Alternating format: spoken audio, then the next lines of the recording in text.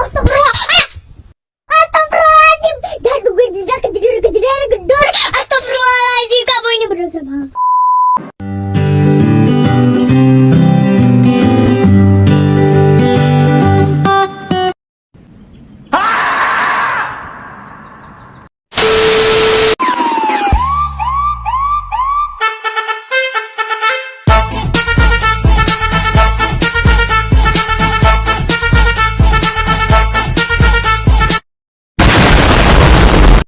Assalamualaikum warahmatullahi wabarakatuh. Kali ini guys, kita akan menceritakan sebuah kisah Romeo dan Juliet versi orang Jawa. Kisah ini sangat legendaris di kalangan orang tua maupun para remaja sekalian.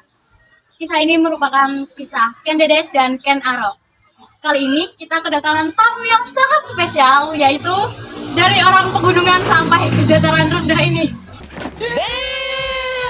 Kita sambut Cindy Dwi Anggra ini. Assalamualaikum teman-teman. Kabarnya? Alhamdulillah. Gimana perjalanannya? Alhamdulillah lancar meskipun tadi banyak salah jalan juga sih ya. Oke. Setelah kita kedatangan tamu, kita akan to the point aja ya. Gimana kisah segitiga antara Ken Arok dan Ken Dedes ini menurut Mbak Cindy? Menurut saya kisah ini sangatlah gimana ya bahasanya itu sangat menjeda-jeda gitu loh ya Allah. Karena kita membahas tentang masalah seperti para remaja ya. Jadi langsung saja. Baik. Jadi saya akan menceritakan cerita Ken Dedes dan Ken Arok di mana awal mulanya dari kecil ya. Ya. Ken Arok itu anak dari Dewa Brahma dan seorang perempuan desa, di mana itu adalah suatu kejadian yang tidak disengaja. Dengan adanya kejadian itu, datanglah Ken Arok. Ya. Oh. Baiklah. Ibunya tidak terima dengan adanya Ken Arok, sehingga saat Ken Arok lahir, dia dibuang oleh ibunya, dibuang di hutan dan ditemukan oleh penjudi yang bernama Bango Sampah. Setelah Arok dewasa, dia menjadi seorang perampok yang sangat kejam dan licik di daerah Kerajaan Kediri, di mana kemudian dia bertemu dengan seorang brahmana yang bernama Loh Gawe. Ya. Dan Loh Gawe itu mendidik Ken Arok agar dia menjadi prajurit di Kerajaan Tumapel yang didirikan atau dirajai dengan raja yang bernama Tunggu Ametung. Setelah diterimanya Ken Arok menjadi prajurit di Kerajaan Tunggu Ametung, dia menjadi apa ya namanya? Itu jahat. Iya, dia jahat, tapi dia itu seperti tangan kanannya gitu.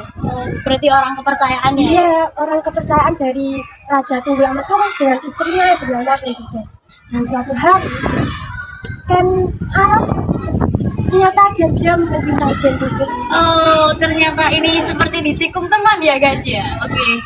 Jadi Ken Arok itu mencintai Ken Dedes sehingga dia berkeinginan untuk menikah gitu, mengambil Ken Dedes dari Tunggu Ametung. Kemudian dia mempunyai rencana yang sangat licik. Dia meminta sama pembuat keris, siapa ya namanya? Lupa Gandring ya. Untuk dibuatkan suatu keris, tapi karena Empu Gandring membuat keris itu lama, jadi Ken Arok itu marah, sehingga Ken Arok membunuh Empu Gandring dengan keris yang tadi belum jadi, setengah jadi lah. Oke guys, sekarang jangan seperti itu ya. Itu seperti tidak tahu balas budi sama sekali. Dan setelah Empu Gandring itu meninggal, dia membawa keris itu di kerajaan. Dia pamerkan lah ya sama sahabatnya, namanya Kebu Ijo. Dan percakapannya gini, saya mempunyai keris, kemudian saya meminjamkan gitu ya sama Kebu Ijo. Dan kemudian Kebu Ijo itu memamerkan gitu ke teman prajurit. Pada suatu malam Ken Arok membunuh Tunggul Ametung saat sedang tidur. Berarti siasat yang sangat licik teman-teman. Dan kalian tahu pasti enggak? Jelas enggak dong kak. Gimana sih?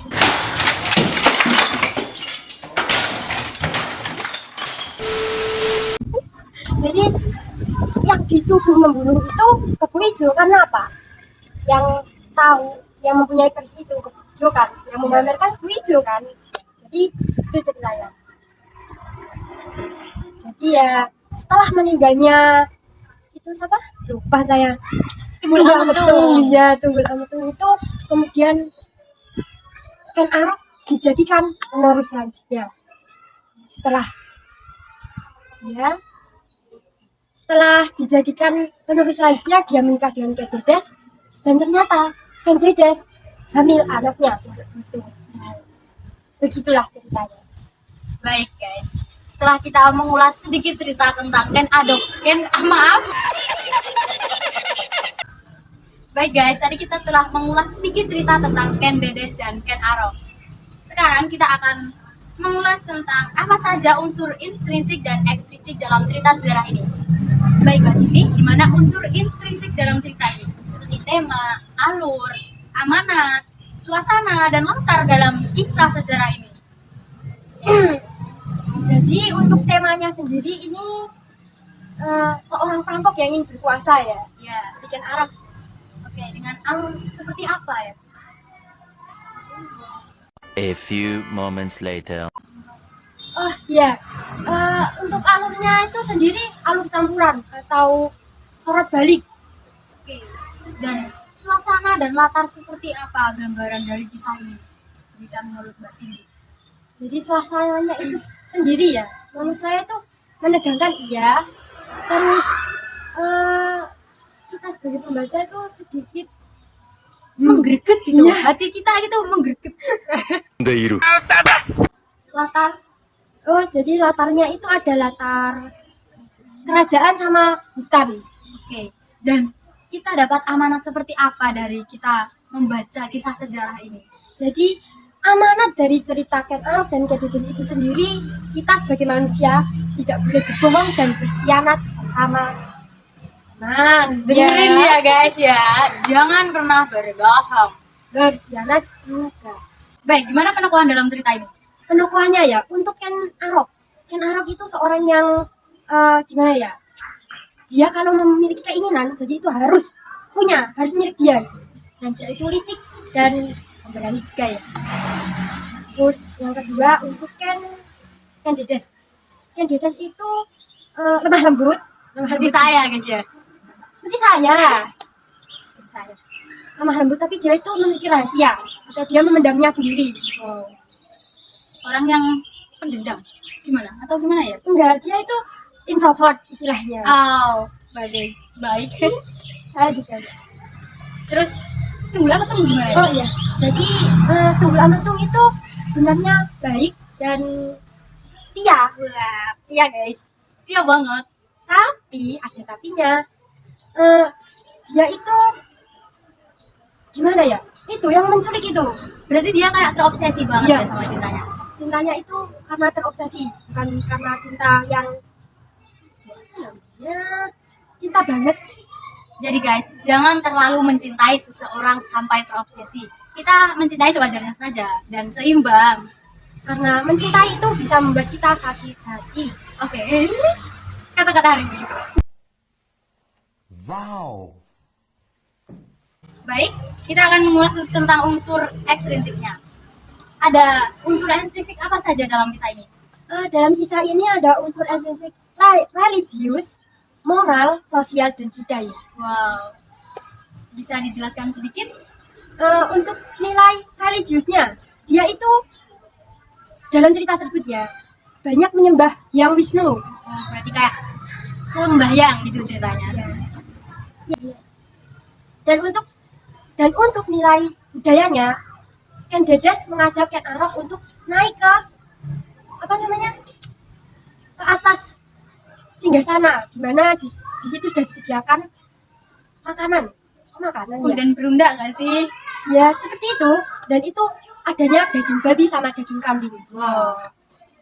Sangat lezat, tapi tidak untuk kita. Sorry guys. Baik, itu tadi merupakan podcast kita hari ini yang mengulas tentang sedikit cerita Ken Dedes dan Ken Arok, dan juga mengulas juga tentang apa saja unsur intrinsik dan ekstrinsik. Unsur intrinsik dan unsur ekstrinsiknya. Ya, gitu maksud saya. Maaf. Ya, sampai di sini saja podcast kita hari ini. Sampai jumpa dan wassalamualaikum warahmatullahi wabarakatuh.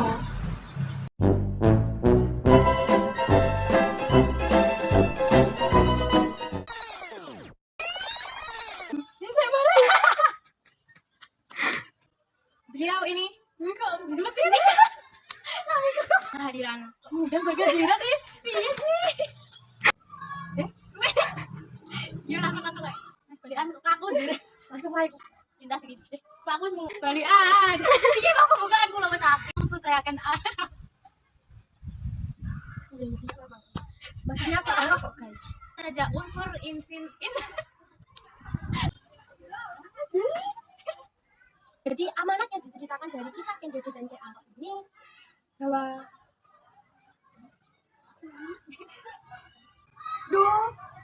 seluruh direkam. Ya Allah, dunia. apa tadi saya jelasin